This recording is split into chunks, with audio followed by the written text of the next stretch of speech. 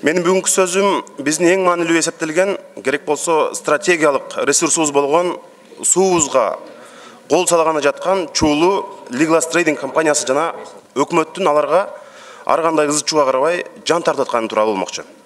Чехиянын Legolas Trading компаниясы Кыргызстан менен келишим түзүлгөн күндөн тарта биздин маалымат каражаттарында керек болсо Чехиянын медиасында да абдан көп талкуу болду. Алардын КЭС куруу боюнча тажрыйбасы жок экени аныкталды.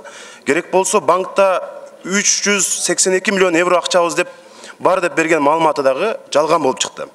Биздин Тышкы иштер министрлиги бул компания менен иштешүүгө болбойт деген тыянагын берди.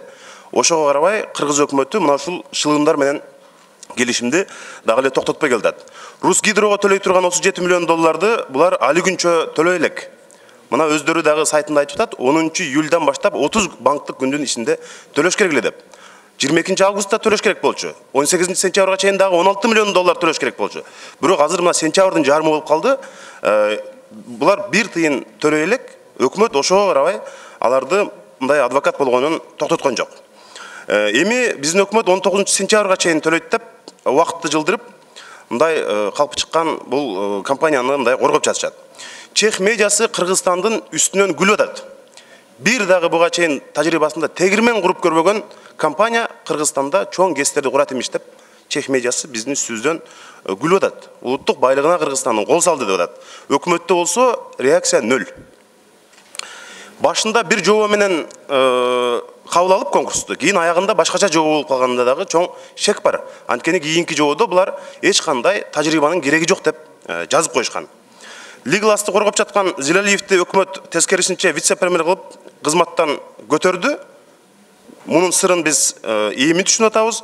Көрсө азыр АКШнын биржаларында алардын акциялары 80 эсеге кымбаттап, миллиондоп спекуляция жасап жатышат. Бул эл аралык чоң кылмыш биздин улуттук байлыгыбызды, мына жогорку нарын, Каскадын, Орто Токой, Папан, Кировка сыяктуу бир канча мындай суу сактагычтарыбызды кайдагы бир шылымдарга карматып коюп, биз унчукпай отуруп калбашыбыз керек. Азыр урматтуу Чоң Акунч протоколдук тапшырма берип, негизи парламент комиссия түзүш керек. Анткени башка күч органдарында бизде мындай ишеним жок. Мен өкмөттөн талап кылам, бул келишимди чукул арада токтотушу керек.